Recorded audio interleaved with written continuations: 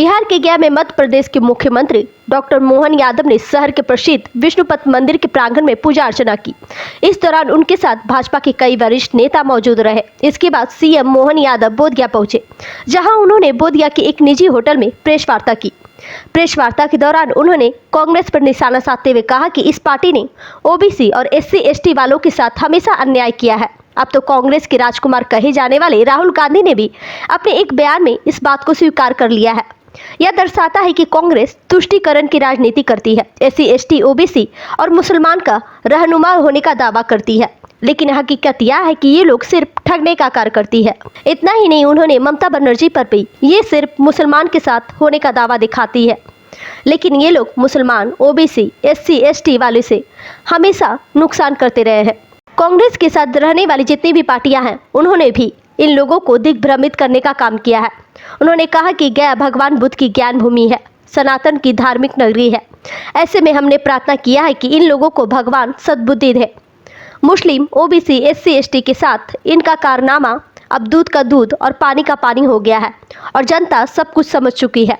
लोकसभा चुनाव के परिणाम के बाद सब कुछ साफ हो जाएगा। वही इस मौके पर भाजपा जिला अध्यक्ष प्रेम प्रकाश उर्फ चिंटू शर्मा, मीडिया प्रभारी संतोष ठाकुर, विवेक पांडे, रंजन कुमार, पूर्व जिला अध्यक्ष जैनेन्द्र शर्मा, धर्मेंद्र कुमार सहित भाजपा के कई नेता मौजूद थे। गया से मगध भूमि न्यूज के लिए मनोज कुमार की रिपोर्ट।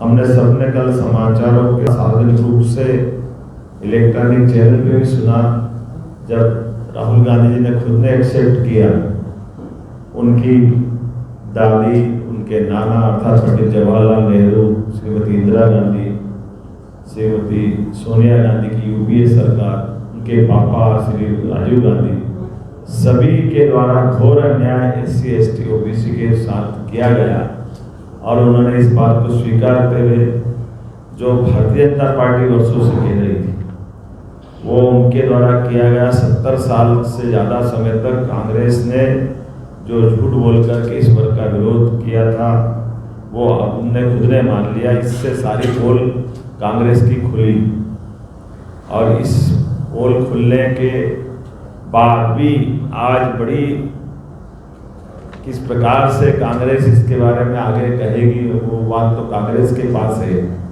लेकिन कांग्रेस ने जिस ढंग से अपनी बात कही थी, हमको इस बात के लिए ये बात जोड़नी पड़ेगी जो माननीय नरेंद्र मोदी जी हमारे यशस्वी प्रधानमंत्री कहते आए कि ये लगातार उस ST/SC, OBC का केवल वोट बैंक की तरह उपयोग करते रहे, झूठ बोलते रहे, इससे इनका कोई लगाव नहीं है। और यही कारण है कि इसने इनके द्वारा OBC आयोग की संवैधानिक मान्यता भी नहीं दी थी और वो संवैधानिक मान्यता देने का भी निर्णय अगर किसी ने किया तो यशस्वी प्रधानमंत्री श्रीमान नरेंद्र मोदी जी की सरकार ने किया कि अगर एक आयोग बनता है तो कम से कम वो आयोग को आप आयोग की तरह तो रखो। और उसी तरह से एक और बड़ा घटनाक्रम घटा है। कलकत्ता हाईकोर्ट ने एक निर्णय किया है कि धर्म आधारित आरक्षण नहीं हो सकता है। जो मूल बाबा साहब अम्बेडकर की संविधान की भावना है वो संविधान में स्पष्ट किया है, जाति आधारित आरक्षण हो सकता है लेकिन धर्म आधारित आरक्षण नहीं हो सकता। और यही कारण है कि ममता बनर्जी द्वारा दिए गए उस आरक्षण को, जो उन्होंने लगभग 5 लाख लोगों को, मुस्लिम लोगों को SC/ST, OBC में से कुछ आरक्षण काट करके आरक्षण देने की बात कही थी, तो एक तरह से धर्म आधारित आरक्षण ये संविधान की भावना के विरुद्ध है। और इसी बात को हमने देखा कि यही कांग्रेस की सरकार कर्नाटक में कर रही और अन्य जगह कर रही, और बड़े दुख के साथ कहना पड़ रहा कि बड़ी बेशर्मी के साथ आज भी इतने अच्छे निर्णय को जो संविधान की भावना के अनुरूप है, ममता बनर्जी जो घमंडिया गठबंधन, ईडी गठबंधन की बाहर से समर्थक भी, अर्थात वो भी SC/ST, OBC आरक्षण का एक तरह से नुकसान कर रही इस वर्ग का, और केवल तुष्टीकरण को लेकर के, मुस्लिम बंधुओं को लेकर के वो मुस्लिम आरक्षण SC/ST, OBC का लेकर के देना, और उन्होंने कहा कि मैं हाईकोर्ट के इस फैसले को नहीं मानती। अब इसका मतलब है कि वो SC/ST, OBC के हक को काटना जानते, इसका नुकसान करना जानते। और वो कह रहे कि हम इस निर्णय के अगेंस्ट सुप्रीम कोर्ट जाएंगे। जरूर जाइए, लेकिन ये वही बात होगी जिसके लिए हमने शुरू दिन से कहा है कि ये SC ST OBC का कभी भला करने वाले नहीं है, ये SC ST OBC का नुकसान करने वाले हैं, और एक तरह से ये जिन्ना की उस विभाजनकारी मानसिकता को पुनर्जीवित कर रहे हैं, जिसके कारण देश का अतीत के काल में बंटवारा हुआ। तो कांग्रेस हो, ममता हो, या इनके साथ वाले सारे इनके घमंडिया गठबंधन के अलग अलग लोग हो, ये हमेशा SC ST OBC के हक पे डाका डाल रहे हैं, बुरा कर रहे हैं, और इसी तरह से केवल जनता को भ्रमित करते हैं। और हम सब जानते हैं इस बात कि जो वहाँ कर्नाटक और आंध्र प्रदेश में हुआ, वो अभी कलकत्ता का फैसला अपने आप में बताता है कि इनने भी गलत किया है। और इस बात को जब हम लेकर के सबके बीच आते हैं तो ये भारतीय जनता पार्टी के बारे में उल्टी बात कर रहे हैं। मुझे इस बात के लिए कहने में कोई गुरेज नहीं है कि ये कांग्रेस की सरकार ने अलीगढ़ मुस्लिम यूनिवर्सिटी, जामिया मिलिया इस्लामिया जैसे शिक्षण संस्थाओं में भी OBC, दलित और आदिवासियों का इन्होंने आरक्षण खत्म किया है। इसका अर्थ ये कि कांग्रेस को अतीत के काल में की गई गलती से भी माफ़ी मांगना चाहिए। और तो इनके अतीत के पाप इतने खराब हैं कि जिसकी जानकारी हम रखते भी हैं, दोबारा दोहराते भी हैं। इन्होंने कांग्रेस हो या इनके साथ वाले गठबंधन, संविधान निर्माता डॉक्टर भीमराव अंबेडकर जी के साथ भी इनने सदैव अन्याय किया। कांग्रेस ने उनके जीते जी संसद में पहुंचने के सारे दरवाजे बंद किए, उनको चुनाव में जीतने नहीं दिया, इसलिए वो पार्लियामेंट का इलेक्शन नहीं जीत पाए। हमेशा कांग्रेस ने उसका विरोध किया। और तो और नेहरू जी हो, पंडित नेहरू हो पहले प्रधानमंत्री, या बाद में उनकी पुत्री कांग्रेस की तत्कालीन अध्यक्ष और प्रधानमंत्री श्रीमती इंदिरा गांधी, इन्होंने भारत रत्न भी खुद को दे दिया, अपने आप को दे दिया। लेकिन भारत रत्न जो जिसके हकदार थे डॉक्टर भीमराव अंबेडकर, उनको भारत रत्न नहीं दिया। मुझे इस बात को कहने में, जनता के सामने लाने में, चूंकि लोकसभा का चुनाव चल रहा है और ये हमारी अपनी बातों को लेकर के जनता में जाने का यही ठीक समय है। हमने कहा था कि बाबा साहब लोकसभा चुनाव में आपके इलाके में कई एक ऐसे नेता थे जो कांग्रेस में से बसपा में गए और फिर आपके यहाँ आए, वो कितने रिलायबल हैं आपके लिए? मुद्दा ये है कि अभी हमने जिस विषय को रखा है, अभी आप इसी से जुड़ी हुई बात करें। आप बताइए, कांग्रेस के किसी व्यक्ति ने अतीत के इस सारे घटनाक्रम पे जो SC ST OBC के साथ अन्याय किया, इससे जुड़े हुए प्रश्न पे अगर अपन देखेंगे तो ये बिहार वो राज्य है जो इसी बात की लड़ाई लड़ता रहा है। यूपी सहित पूरे तौर पर कांग्रेस यहाँ से आगे बढ़ जाए तो कलकत्ता तक, बंगाल तक जिस प्रकार का अन्याय SC ST OBC के साथ हुआ, मैं तो बड़े बुद्ध की धरती पर आकर के बुद्ध पूर्णिमा के दिन भगवान को प्रणाम करते हुए ये कामना कर रहा था भगवान इनको सद्बुद्धि दे, और ये महात्मा बुद्ध की धरती है और ऐसा मान के चलते सनातन संस्कृति का भी ये पवित्र तीर्थ है। भगवान विष्णुपद के यहाँ आशीर्वाद लेके आया कि आज ये लोकतंत्र में कम से कम पर्दाफाश हुआ इतनी सारी गड़बड़ियों का जो कांग्रेस, ममता बनर्जी या इनके साथ वाले सारे लोग कर रहे हैं, और ये दूध का दूध पानी का पानी हुआ और जनता को समझ में आएगा। चलिए, मुझे लगता है कि आज मेरी बात पूरी हुई, आप सबसे मिलकर अच्छा लगा, बहुत बहुत धन्यवाद। जनसभा पूरा होने के बाद आज तेजस्वी ने हेलीकॉप्टर में केक कटिंग किया है, केक काटा है। तो अपनी 200 सभा पूरा होने पर केक काटा है तेजस्वी ने हेलीकॉप्टर में। अभी मैंने देखा नहीं है, लेकिन मैं मान सकता हूँ कि अब इस पे मैं क्या टिप्पणी करूँ। सभाओं पे केक काटने के बजाय रिजल्ट आने पे कुछ सोचते तो अच्छा लगता है। उनको लगता है रिजल्ट आने पे कुछ होगा कि नहीं होगा, पता नहीं। एनडीए की क्या स्थिति होगी? स्थिति क्या है? स्थिति तो स्पष्ट है। पूरे देश के अंदर हमने सबने देखा है कि जो बात मैंने यहाँ कही है, जनता के बीच ये बात नीचे तक अपील हुई है। और यही कारण है कि जब पहली बार 2014 में माननीय प्रधानमंत्री मोदी जी ने कहा था कि हमारी सरकार पूर्ण बहुमत की सरकार बनेगी, और हमने सबने देखा कि वो पूर्ण बहुमत की सरकार बनी। 2019 में कहा था कि अब की बार 300 पार, तो डंके की चोट 300 पार हमने अपनी पूरी की थी।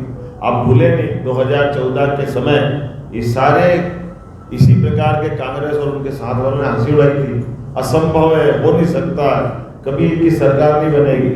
और माननीय मोदी जी के बारे में तो इतना गंदा बोलते थे गुजरात के चुनाव के बाद जब उनको सीएम करके पीएम अनाउंस हुए सीएम से, तो हमने सबने देखा, पूरे देश ने एक्सेप्ट किया और पूरे देश में एक वातावरण बना पूर्ण बहुमत की सरकार का। 2019 में 300 पार हुए और अब मैं निश्चित गारंटी से कह सकता हूँ कि जैसे भारतीय जनता पार्टी ने कहा है कि हम 300 से ज़्यादा सीटें जीतेंगे और सब साथ वालों को मिलाकर के 400 पार जाएंगे। अभी तक के जो मेरी जानकारी में है 5 चरण के जो चुनाव हो चुके हैं, उस 5 चरण के चुनाव में निश्चित रूप से हमने जो कहा है हम उसके यथार्थ तक पहुँचे करते रहे। आरक्षण के मामले को लेकर के भी ये जिस ढंग से संविधान निर्माण का भी श्रेय बाबा साहब को नहीं देते थे, उसी प्रकार से आरक्षण का भी दुरुपयोग SC ST OBC के खिलाफ कांग्रेस और इनके साथ वालों ने किया।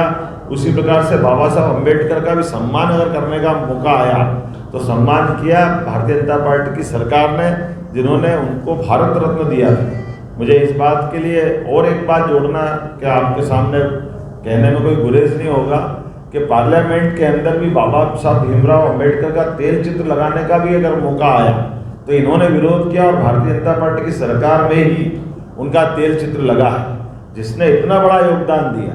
मैं यहाँ गया जी की धरती पर बोध गया पे बुद्ध पूर्णिमा पे बड़ी जवाबदारी के साथ कहना चाह रहा हूँ कि देश के अंदर आपकी दलों की सीमा अलग अलग हो सकती है, आपके मतभेद अलग हो सकते हैं, लेकिन कोई इतना बड़ा योगदान करे जैसे बाबा साहब भीमराव अम्बेडकर ने लोकतंत्र का, खास करके संविधान निर्माण का जो उनका अपना योगदान है, एक बड़े वर्ग के आरक्षण को लेकर जो उन्होंने लड़ाई लड़ी थी, उनके बारे में जो कांग्रेस ने किया है, ये बहुत दुर्भाग्य की बात है। मैं जानता हूँ बाबा साहब ने स्वयं ने पंजाब में एक रैली में कहा था कि पंडित नेहरू ने दलितों पिछड़ों के लिए कभी कुछ नहीं किया, और शुरू से इनकी कांग्रेस की मानसिकता ही ऐसी रही है। चाहे रंगनाथ मिश्र कमेटी हो, सच्चर कमेटी हो, हर बार कांग्रेस ने दलितों पिछड़ों आदिवासियों का उपयोग तो किया, लेकिन कभी उनके बारे में अपने द्वारा कुछ किया हो वो सदैव झूठ बोलते रहे, जिसकी राहुल गांधी ने कल खुद पुष्टि कर दी है। मैं इसलिए ये याद दिलाना चाहता हूँ कि 60 साल से ज़्यादा समय तक कांग्रेस ने एक तरह से इस दौर से निकल करके उनके जिस ढंग से काम किए हैं, उनका ट्रैक रिकॉर्ड ही पापों से भरा हुआ है। SC ST OBC इन सारे वर्गों के साथ अन्याय करने वाला हो और वो अन्याय की मानसिकता सदैव कष्टकारी रही, जिसने समाज के बीच तकलीफ दी। इसमें ही ये याद रखना पड़ेगा, राहुल गांधी भले ही कल बोल रहे हैं, लेकिन इनके पूर्ववर्ती प्रधानमंत्री मनमोहन सिंह ने एक बार नहीं 2-2 बार पार्लियामेंट में ही बोला, बाहर भी बोला कि इस देश पर पहला हक मुस्लिम समाज का है। इसका अर्थ ही है कि वो मुस्लिम समाज को SC ST OBC से भी पहले नंबर पर रखना चाहते हैं। ये उसी प्रकार की बात हुई जिसे SC ST OBC का आरक्षण काट करके मुस्लिम समाज को कांग्रेस ने जो दिलवाया था, ममता बनर्जी ने जो दिलवाया है, ये उसी मानसिकता का परिचय है। कांग्रेस हमेशा इस तरह की मानसिकता रखती है और ये इनका हिडन एजेंडा है। इसी बात से सावधान रखने के लिए हमको बात समझना भी पड़ेगी। और आप ये भी मत भूलिएगा कि चाहे ममता बनर्जी हो जो OBC का आरक्षण छीनकर मुस्लिमों को देने की वकालत कर रही है, या कांग्रेस हो या समाजवादी पार्टी हो, लेकिन इन तीनों ने तुष्टीकरण की राजनीति में आपस में डील की है। इनका गठबंधन एक साथ है। इसका मतलब है कि यह एक ही थाली के चट्टे बट्टे हैं, जो कुल मिलाकर के SC ST OBC की पॉलिटिक्स में वोट बैंक ढूंढते हुए समय अनुकूल तुष्टीकरण की राजनीति के अंतर्गत इकट्ठा तो हो रहे हैं, लेकिन इस वर्ग के लिए क्या कर रहे हैं ये मैंने विस्तार से बताया है। कांग्रेस की तो 4-4 पीढ़ियां लगातार गरीबी हटाओ की बात करती रही है, लेकिन गरीबी के मामले में भी कांग्रेस ने हमेशा झूठ बोला था। इसी प्रकार से ये वर्तमान का परिदृश्य था। मुझे इस बात को कहने के लिए आज यहाँ मौका मिला था। उसके उलट भारतीय जनता पार्टी की सरकार है जिसने गरीबी हटाओ की केवल बात नहीं कही। माननीय मोदी जी ने कहा कि हमको आप केवल नेतृत्व दीजिए, और आज परिणाम आया है कि भारतीय जनता पार्टी की सरकार, माननीय प्रधानमंत्री जी की सरकार ने 25 करोड़ से ज़्यादा लोगों को गरीबी रेखा से बाहर ला के दिखाया है। अकेले मध्य प्रदेश में 2 करोड़ से ज़्यादा लोगों को अपने यहाँ मध्य प्रदेश में गरीबी रेखा से बाहर लाए हैं। मैं आपके माध्यम से अपनी बात पहुँचाने के लिए आज प्रेस में आया था, और मुझे इस बात का संतोष भी है कि जिस प्रकार से राहुल गांधी ने अपने परिवार में किए गए तथाकथित एक तरह से उनकी भाषा में वो जो अन्याय होना चाहिए, यही बात रखने के लिए मैंने आज प्रेस कॉन्फ्रेंस बुलवाई थी। और अपनी बात विस्तार से कहने का प्रयास किया। और एक तरफ हमारी पार्टी है जो शुरू से कहती आई है सबका साथ, सबका विकास, सबका विश्वास, सबका प्रयास। ये ऐसा घोष वाक्य है जिसमें सबको लेके चलने की भावना है। और ये अवसर परस्ती के आधार पर तथाकथित जो गठबंधन बना था, इस गठबंधन ने जिस ढंग से तांडव किया है वो सब आपके